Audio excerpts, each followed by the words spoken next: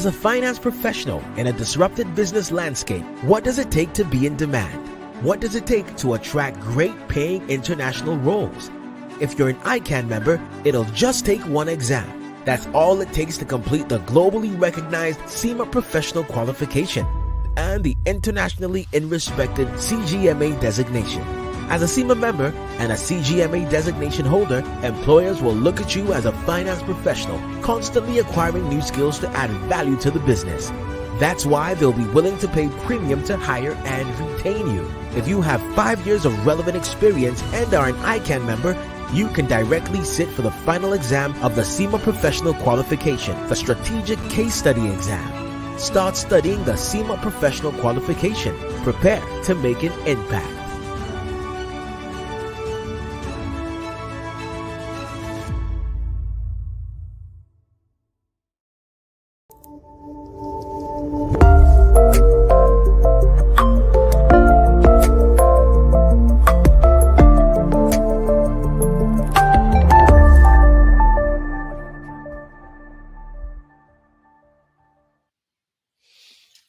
Good evening, our professional colleagues, friends and students of ICAN. You are welcome once again to ICAN on Air. And today, 20th of July, 2023, it's another interesting episode we are going to be having today, as we have a contemporary topic that we're going to be discussing. And it is my pleasure once again to welcome you to this episode, a great episode, and to this platform, ICAN on Air, powered by our Noble Institute, the Institute of Chartered Accountants of Nigeria. I'm your host today, Tosin Akinwumi, and I'll be co-anchoring this program with my colleague, Fumi Olani. Please inform your colleagues and friends that the show has commenced. Tell someone to tell another that ICAN on Air, your program, our program, has commenced. And you can join us on all ICAN social media handles, the Facebook page, Instagram handle, and also on ICAN YouTube channel. And like I mentioned, today, Thursday, 20th July, we are looking at a topic, robotic taxation. Do you hear that? Robotic taxation. And I have here with me the principal partner of Mazars Consulting, an eminent professional and a distinguished ICAN Council member in person of Dr. Yemi Sanni FCTI, that will be dissecting all the topics, all the questions rather, that we have on this program. Before I bring him in, let me quickly run through the abridged profile of our guest on the show today. Yemi Sanni is an indigenous of Ibadan, Oyo State. He was an OND accountant from the Polytechnic Ibadan, HND accountant from Yaba College of Technology, bachelor's degree in finance, first class honors, wow, from University of Finance, Geneva, Switzerland, master's degree in accounting, and a PhD accounting with emphasis on tax and fiscal policy from Babcock University in Lyon. He is a fellow of the Institute of Chartered Accountants of Nigeria, ICAN, CITN, CIPA Ghana, and IMC UK. He holds an advanced diploma in management accounting from CIMA UK, a certificate in transfer pricing from the Chartered Institute of Taxation, CIOT UK, an advanced professional certificate in transfer pricing from International Bureau for Fiscal Development. Yemi Sanni is an alumnus of executive education in Harvard Business School, USA. Business school is Fontainebleau, France, and Money, Turkey. He has worked in UBA, Zenith Bank, FCMB before founding an indigenous accounting firm by name Yemi Sanni & Co. Chartered Accountants, and also a renowned tax consulting firm, Mazars Consulting, of which he is the principal partner to date. Yemi Sanni, our guest on the show today, is currently a member of the Governing Council of Institute of Chartered Accountants of Nigeria, ICAN, Chartered Institute of Taxation of Nigeria, CITN, and also Association of Professional Bodies of Nigeria, APBN. Ladies and gentlemen and professional colleagues, and that is our brief profile of our guest on the show today. And like I did mention, or like we usually mention on this show, this program affords all professionals and members the opportunity to showcase your goods and services at affordable rates. The reach of this program is global, and we assure you always that you will not regret your patronage with this program. So Sit back and relax, and we'll be right back with my guest after this time out. Stay tuned. Tax romance, pay your tax online. That is the easiest way, to pay your tax.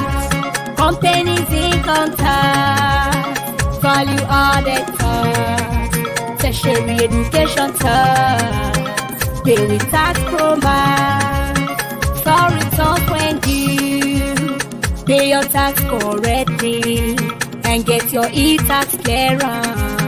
Pay your tax online. My better people for Obodo Nigeria, I don't bring better information come give una. To pay your tax now, it don't dey easy like ABCD. With this new Ogbonge platform where the Federal Inland Revenue Service (FIRS) don't bring come, then they call them tax promax. With this one, now for your house or office, you go just dey pay your tax. And if you want pay your tax, make you log into www.taxpromax.firs.gov.ng. This message now the Federal Inland Revenue Service (FIRS) they bring am for now. Pay your tax online.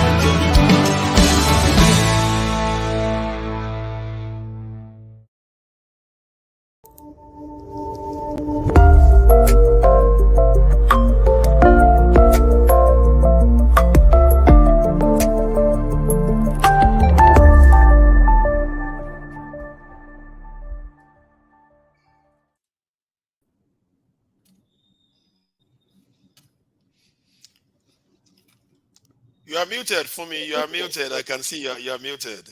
Okay, thank you so much, Tosi. Good evening again, ladies and gentlemen, and it's good to be here with everyone. Thank you, Tosi, for that very succinct introduction of our very good guest today. Our guest is bringing something different to the table. Dr. Yemi Sanni, we say good evening to you. Yeah, good evening, Tosin. Good evening for me. Thank you so much for joining us today. Yeah, my pleasure. All right. So, I mean, a lot of people have looked at the topic and they're marveled at what the dynamics is with taxation and even with the changing world. So I would say that the only thing that is constant in mortal life is a change. And, you know, to become relevant, you must be able to change with the trend. And there are changes that have come and we must align with it. That is why we have this topic coming up today. It's a rare privilege to have you today, and we have our global audience here. We want them to experience what you have experienced in terms of your knowledge and your skills. So to kick off, I'd like to ask you what robotic is about and what is it bringing or what is it adding to the general body of knowledge? Yeah, thank you for me, and thanks for your kind consideration in deeming me fit to be on here to be somebody talking about this topic today. When you talk about robotics on its own is a branch of engineering that majorly deals with the design, the construction, operation, and the use of robots. It's actually what I call a mechanical agent, which is programmed majorly to perform repetitive tasks with guidance. So that's actually what I call the robotics. Then to look at the other part of your question, which is asking what robotics has got to bring to the general body of knowledge. I tell you that robotics has brought a lot to the general body of knowledge. One of such is automating repetitive tasks. Most tasks that we have that are done by humans that are repetitive, through the use of machines, this has been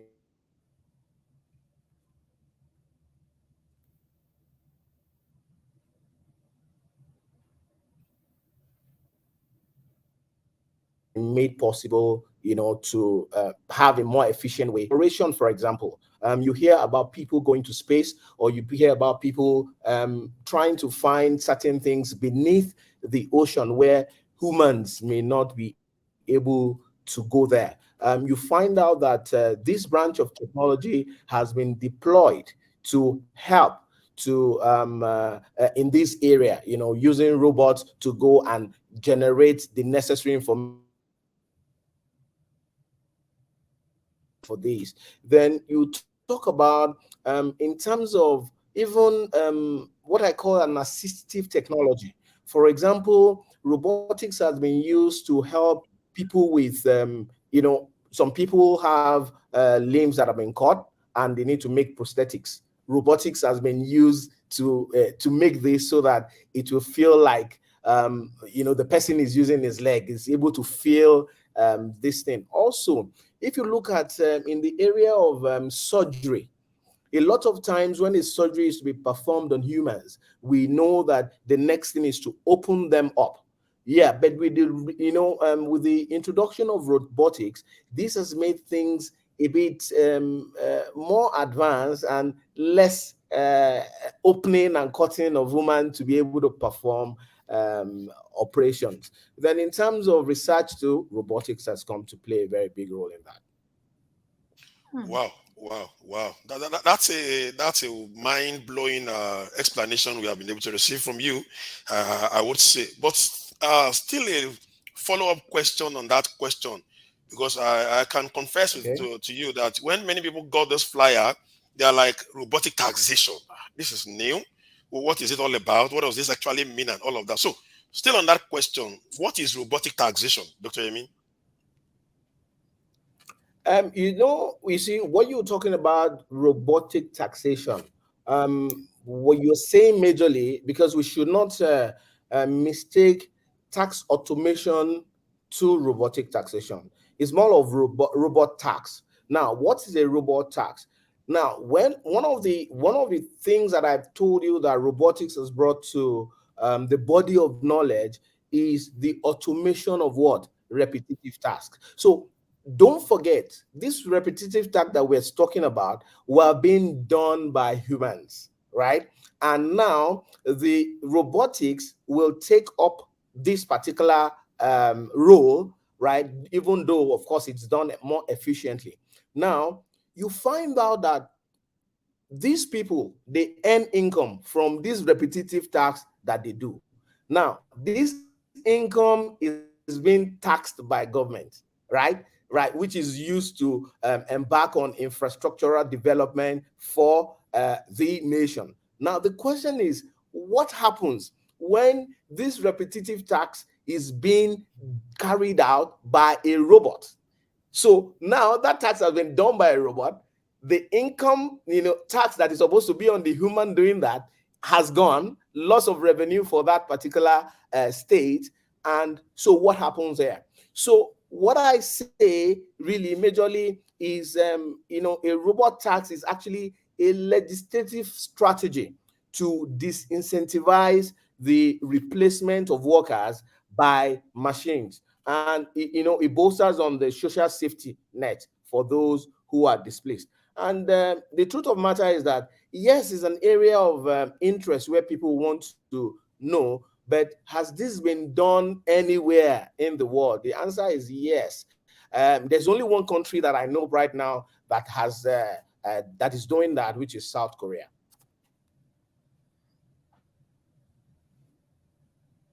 Okay, wow, wow, wow. I want to believe our student members are here taking notes regarding all about robotic taxation, because that definition in particular actually speaks to what robotic taxation is all about. Thank you very much for that explicit explanation. Now, as humans who are already used to machines to complement our efforts, is there actually a significant difference between the use of robots and the use of machines, or do they actually mean one and the same thing? That's a very brilliant. Is a very brilliant question. That's a question that disturbs a lot of people. They want to know the difference. The truth of the matter is that robots and machines, they actually share similarities. However, there are significant differences between the two. And I'm going to try to explain it in a very simplistic form in which I can explain it. Um, Machines are designed to perform specific task or function. For example, maybe I should have gone to see the barber right now, but I've not.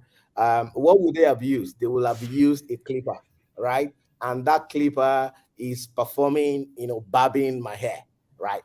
That, I say, is a machine, right? Now, a robot, when you talk about robot is a specific type of machine that actually has the ability to perform tasks autonomously, right? And with minimal human intervention.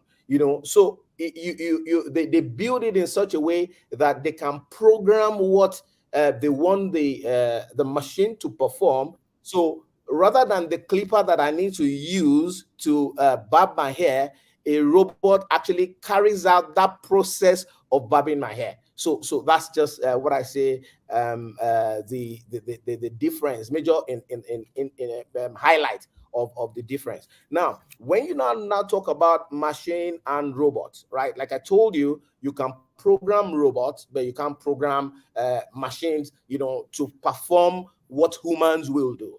Then, in terms of autonomy, robots actually are designed to operate autonomously. And there was a viral video I saw sometimes ago, recently, wherein there was a robot that was performing a task in one of the branches of one of the big banks in Nigeria, right? So, and this was something hitherto that people will have had to queue. So, and these are tasks that are maybe, I want to check my account balance, I want to do this, those repetitive tasks, you see. So that is whatever. Then in terms of adaptability, then you can get robot to adapt to different situations and different environments. Now, the machine that I used to barb my hair might not be okay for me to shave. It might not be okay for me to cut the hair. You understand what I'm saying? So it doesn't have that adaptability, but in terms of robots, they have that adaptability. Then again, robots can actually interact. When you talk about interaction, they interact with human beings, and also they interact with the environment, where they have been built to operate, whether be it in a complex manner or in a simple manner, whereas machines cannot do that. Wow. So they entirely cannot take our role as humans. Well, thank you so much for putting that out. And it shows that we are still very relevant in the scheme of things. So I want to appreciate our audience. I see Sadiq Ozigi, I see Taufik, I see Fagbola, and a couple of other students and professional colleagues colleagues that have joined. Much get your questions ready for Dr. Yemi Sanni is discussing robotic taxation today. So, Dr. Yemi, they say everything that is good also has its own bad side. I mean, we've heard a lot about the good side of robotics, and can you run our audience through some of the benefits that you have experienced with robotics in business? And at the same time, what would you envisage as the disadvantages of this robotics in the same business and in the same world? Okay, in businesses, robotics, um, one of the things that I'll say it has bring on board is in terms of doing things, there has been enhanced precision and accuracy, right? When humans are involved in a task, there are rooms for a whole lot of human errors, what we call human errors. But because for robotics, this task has been programmed, right? So when it is being done by robots, then you have less error, except if at the design stage, what was programmed in was wrong. So more like what we have, garbage in, garbage out. Then when you talk about efficiency, now a human can be on a task after 4 hours, you're tired, right? And the in 4 hours, might not be able to even get the best out of that task that you're doing. With robotics right now, there is enhanced efficiency also, and there is the productivity gets better with robotic. This is one of the advantages. Then when you talk about safety, earlier on I was telling you we want to go to space. We saw what happened to Ocean 24, what that exploration thing that they went to, what they wanted to see Titanic, right? And they went and the thing exploded down there. One of the things that robotics does for us is a situation where we want to have a glimpse of that Titanic, and we want to have the experience as if we are there. Rather than humans being in that submarine, robots can be in that submarine and be relaying what they are saying to us live, and we will feel through AI, like they can have virtual reality, or using artificial intelligence. So you find yourself in that place, right? So what does this do? It improves safety of humans. Then again, in terms of cost saving, initially the cost of building or making the robots is high, but in the long run, there's a huge cost saving for business in that regard. Then the output becomes better, and also flexibility and adaptability, we have better ways. Then in terms of the disadvantages that you are talking about, one of the things as a business person, or you have to contend with, is that building robots, or the process, and the process could be complex in terms of the technology that is involved. Don't forget that robots combines different fields. You have engineering, medicine, different areas, computer science, that come together to make this.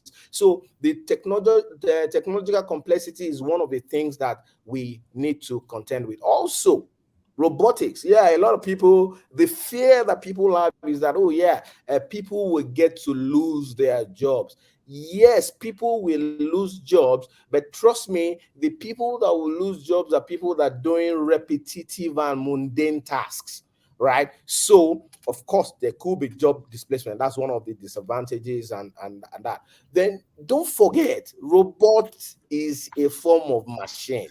It's just like when you have your car, right? Even though you are driving it, you need to service it, at some point in time, to ensure that you're able to enjoy it for a long time. If you have a generator, it doesn't need to go down before you say you want to service it. So as such, you can expect to have to maintain it, and that maintenance, you could have what I call a downtime during that period.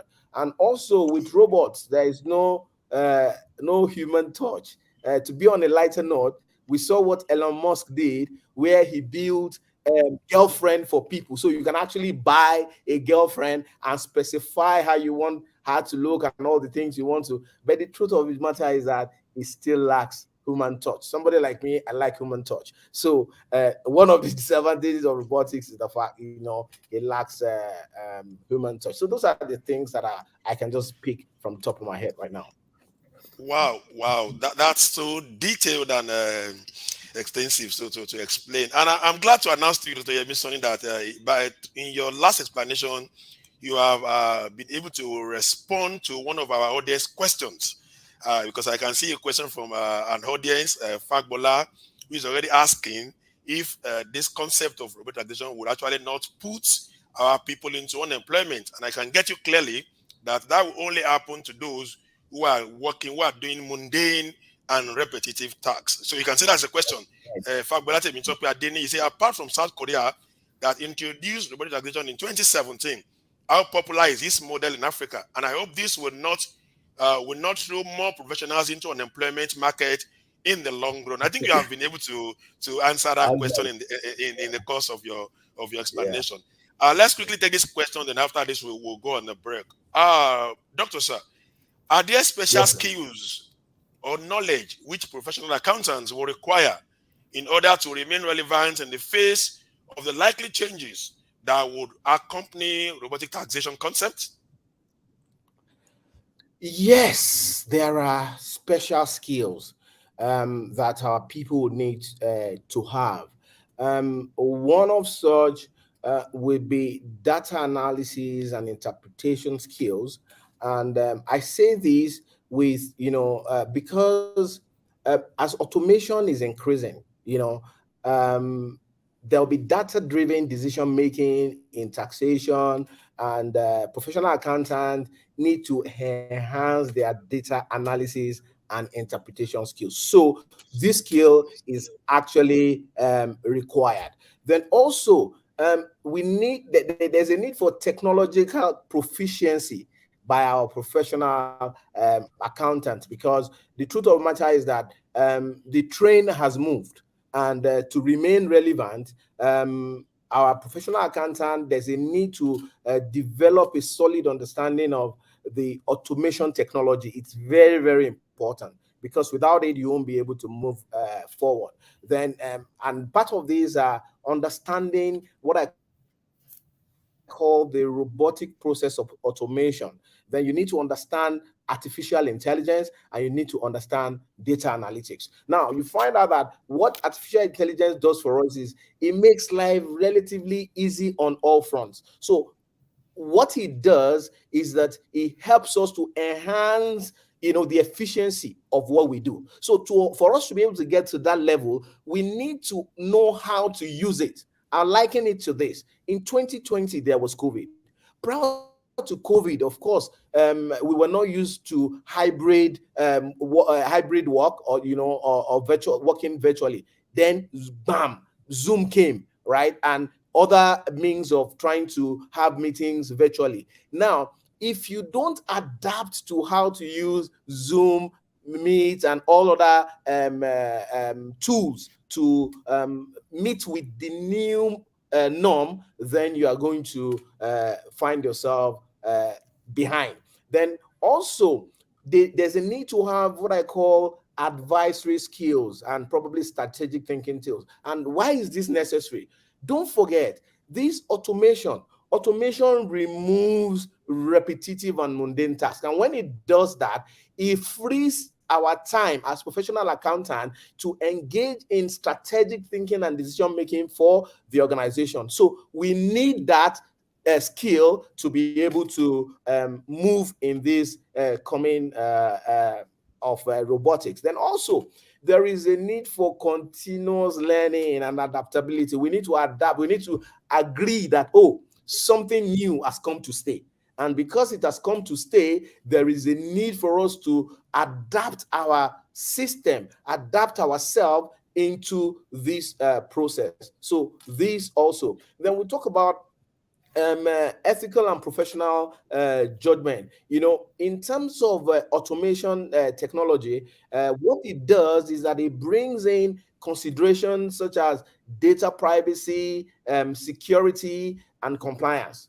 So if that happens, then there's a need for our colleagues who are professional accountants to possess what I call strong ethical values and adhere to professional codes and conduct, and also exercise what I call professional judgment in ensuring compliance and protecting the information and maintaining a high integrity in the face of all these automation driven changes that we have found ourselves in. So I think all those things that I think our guys need to embrace, in terms of this new technology.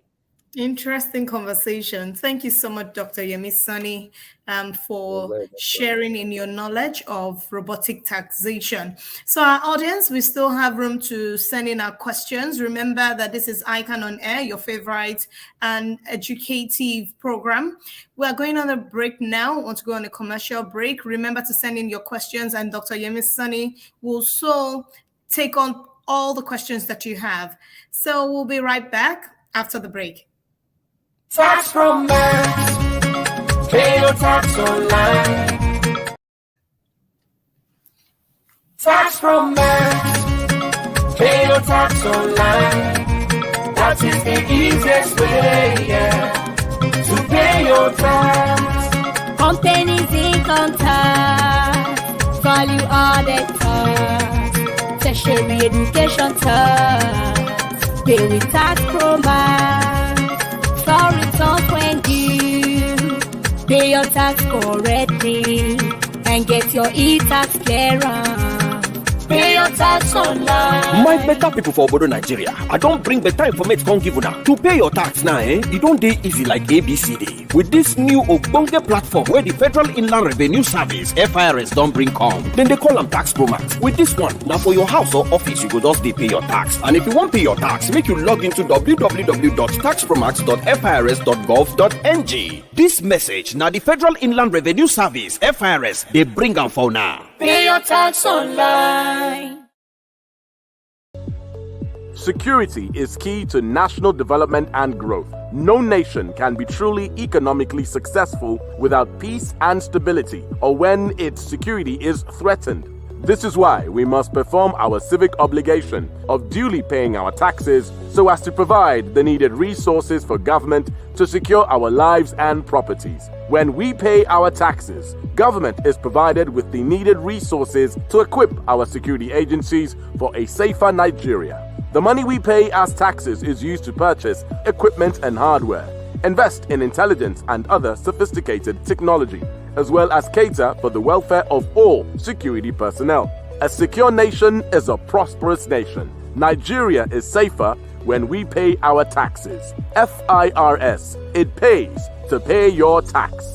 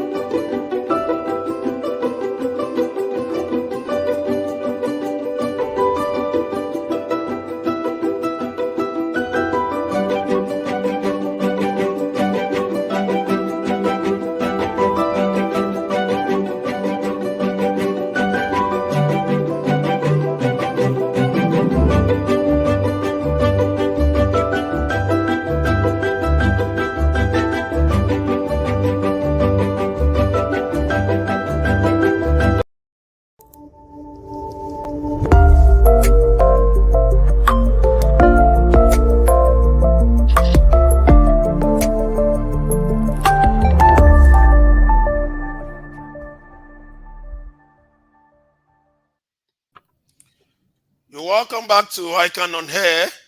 And if you are just joining us, we have in-house the principal partner of Mazars Consulting, our own person, also a council member of our beloved institute. Robotic taxation is the topic today.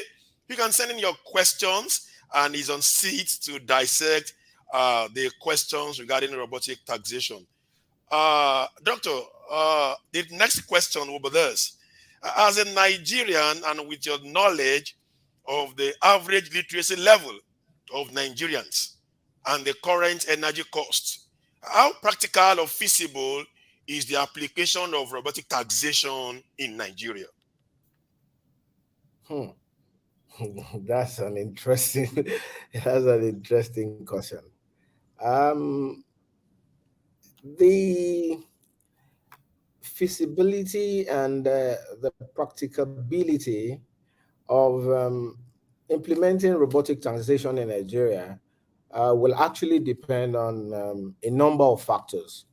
And these factors are, I'll say, one, we'll talk about the technological infrastructure that we have in Nigeria.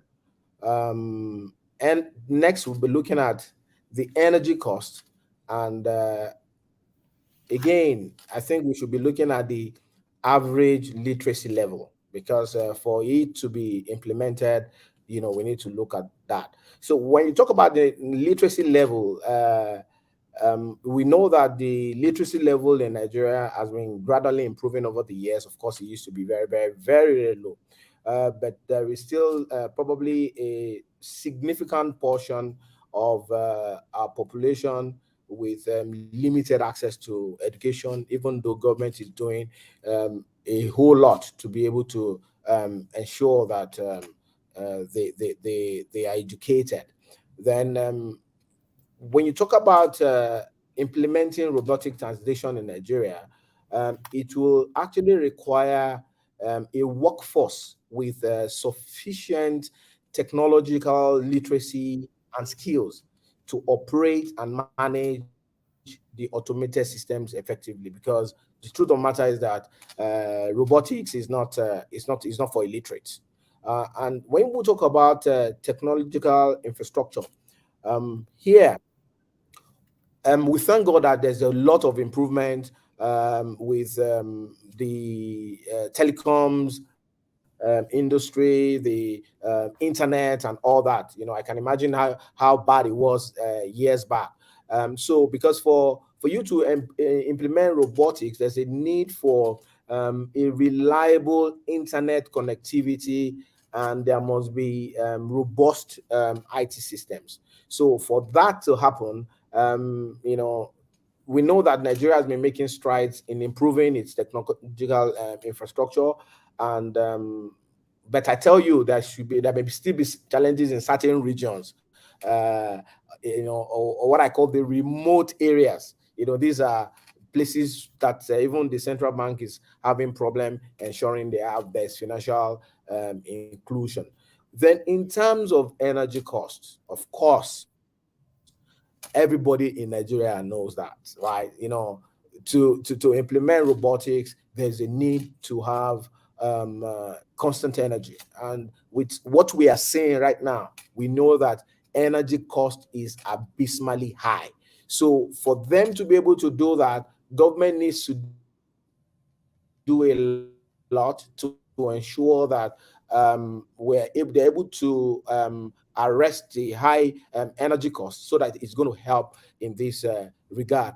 Then also, I can tell you in terms of robotics, and I don't think there is a proper, for now, regulatory framework. So the development and implementation of robotic taxation in Nigeria would actually require what I call a regulatory framework that is supportive, which will actually address ethical, legal, and what I call maybe data privacy considerations. So then again, there's need by government for real capacity building and awareness. Robotics is a specialized field of engineering. So, which means that you need what I call experts. It's not something anybody goes into. So, there will be need for capacity building. So, I think those are the things that I believe are necessary to be able to implement robotics in Nigeria.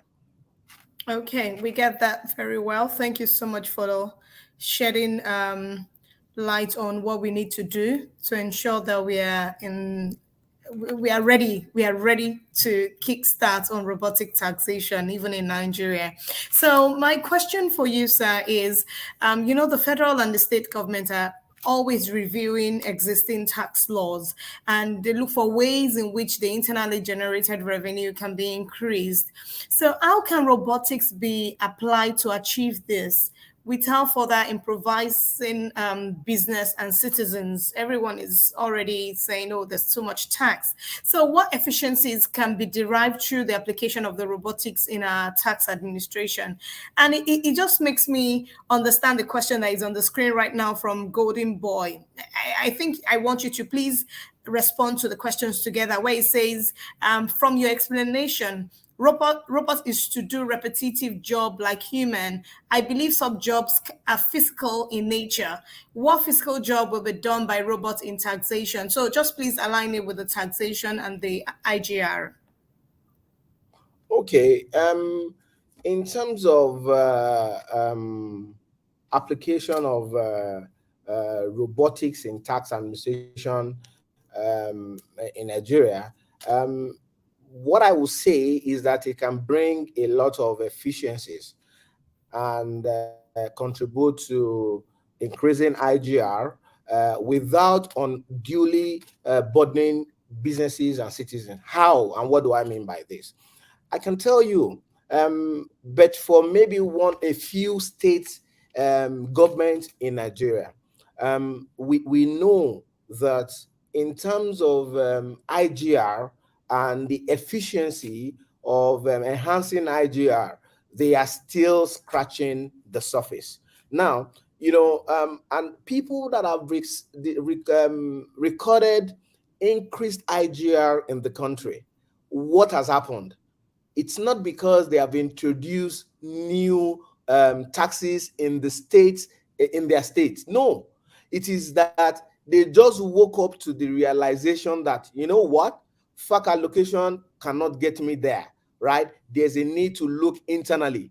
And internally, the Constitution has spelled out the kind of taxes that can be levied by state government. So they can't go outside what the Constitution has done. So, but what actually have they done to enhance or to increase their IGR? So they put in processes. They put in processes in place that has, enhanced the tax process, right? This is something that personally I have handled for a few state governments in Nigeria. What we have done is like, in terms of automated data collection and processing, you deploy technology to do that. Then in terms of, you talk about tax filing and compliance. Okay, look at it, for example, even the so-called states that we hail for huge IGR, when it comes to tax filing tax returns, during this period, what are the issues that we have? Because a lot of people are filing tax at the same time, and you find that their system will be down. And when the system is down, you see people queuing in their various offices because they want to meet up with the deadline, right? And in meeting up with the deadline, and because the state's internal revenue service do not even have the capability to cope to ensure that, that deadline stays and be able to take in all those things, what do? They end up extending the deadline for submission. So this has been a trend that we have seen over the years. But what can happen? This process can be automated.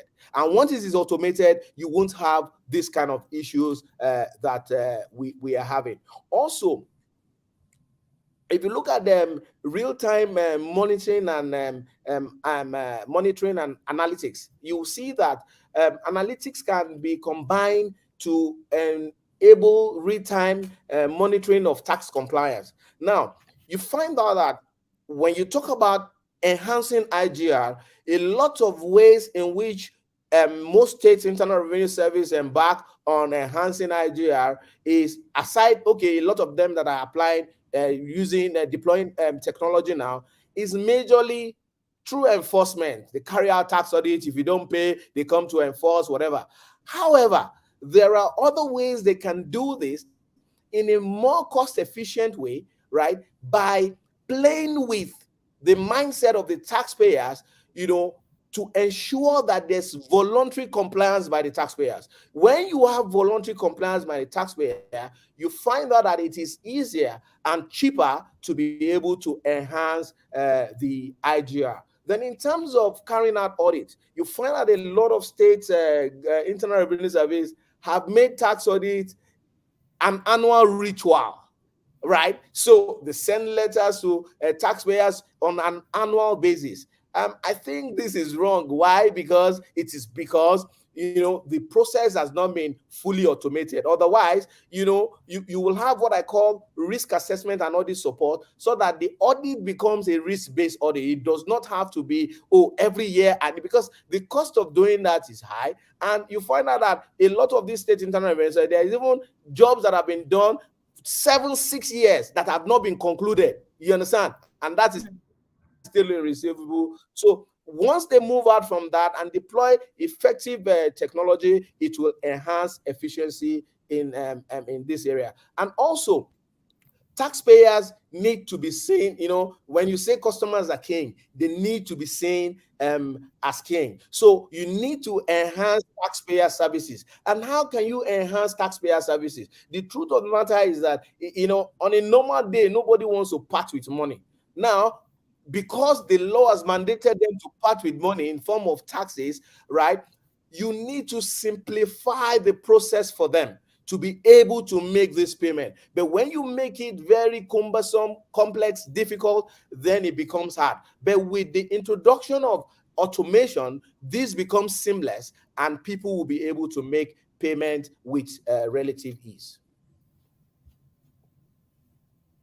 Well, that's a good explanation, and I think that actually answers the questions put forward by our audience. Of course, Samson Ajibade is also asking similar question, similar to what Golden Boy also just asked about in what particular area of tax can robotic taxation be used. And you have heard from Dr. Yemi Sanni telling you those specific areas where robots can be applied in taxation in terms of tax payment services and all of that. So I think that question has been well answered. Let's go to another question that we have here. Sir, assuming you are invited by Mr. President to advise him and his economic or revenue generation team on the viability of robotic taxation as a future tool for revenue collection in the next 10 to 15 years, what would be your candid advice to Mr. President and his entire team? That's a great one. But this advice I'll give will first of all be dependent on certain infrastructures being on ground. So my advice for future revenue collection, will be one, for the government to conduct a comprehensive feasibility study. So because before you embark on robotic taxation, there is a need to do that in order to assess the readiness of our one, human resources, two, legal framework, and probably our technological infrastructure. So that will help the government to evaluate the potential benefit, the inherent risks, the cost implication, and the impact on the taxpayers and also on the tax administration. Also, there will be a need, you don't just go start the project and you just introduce to people like that. There will be a need for what I call pilot projects and testing. Of course, there's a need to really test it. You can, have a test case in a particular location, then you now, deploy it nationally. Then there is a need for government to invest heavily in technological infrastructure. So for this to happen, then government needs to develop the skills and do a lot of training, for our people, because there's a need, because this is specialized and is a new area. So there's a need for government to do a lot of send people out to go and understudy where it has happened before, where it happened and it worked, where it happened and it failed. What were the things that happened there? There's a need for that. Also, there's a need for transparency and what I call public awareness. When government wants to embark on this, government needs to be transparent. They need to carry people along, let them know that, okay, we want to do this. And so the public is expecting, they're anticipating it, so that when it happens, it's not that, it just came on board. And when they want to do such a thing, it's not something you just introduce at once. It has to be something that they have to implement gradually.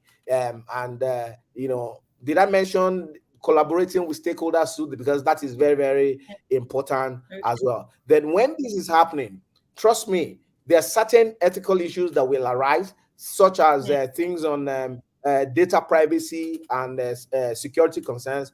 Government need to look into this as well. So I think then they need to monitor and evaluate things. I think all these are things that I can think of. Interesting. Thank you very much for that. So I have a very, very interesting question on the screen from Rezi Ekaba. And she says, can we look at the flip side of robotic taxation? Levying tax on robots? It's a question. Should there be legislation for taxation of robots? How should robots be taxed? Can you please assist with that question, Dr. Yemi Sanni? Okay. Yes. Don't forget that when you want to embark on this journey, there is the need for a legislative framework, right? There's a need for legislative framework. And when you are talking about robot tax, right, you asked a question now, and I told you that government needs to look at the cost benefits analysis of embarking on that. Now, don't forget again that when you talk about these robotics, a lot of private organizations, they are deploying this to ease things.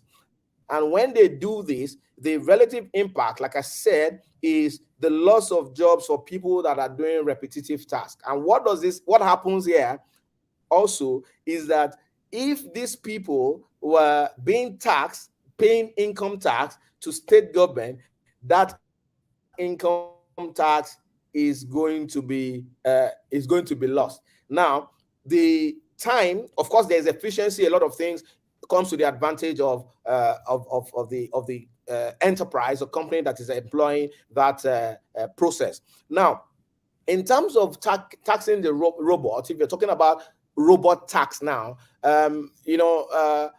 because it is going to become something that everybody is embracing, and for government to be able to derive revenue from this, that is when this comes up. And when it's going to come up, like I said, there has to be a proper legislative framework for this.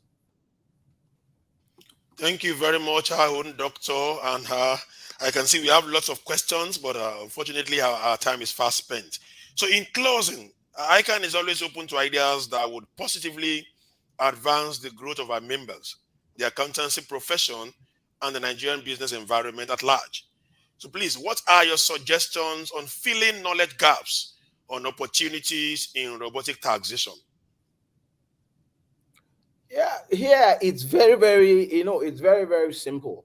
Like I told you, a lot of people, especially in our space, when we're talking about accountants, there's a difference between an accountant and a professional accountant, because anybody can call themselves an accountant if they are performing any account analysis and whatever. But we talk about professional accountant is somebody who has sworn to a code of professional conduct and ethics, right? And they have gone through a process, tested process and have been awarded certification by a body such as ICAN. Now, in terms of skill necessary, of course, they need to.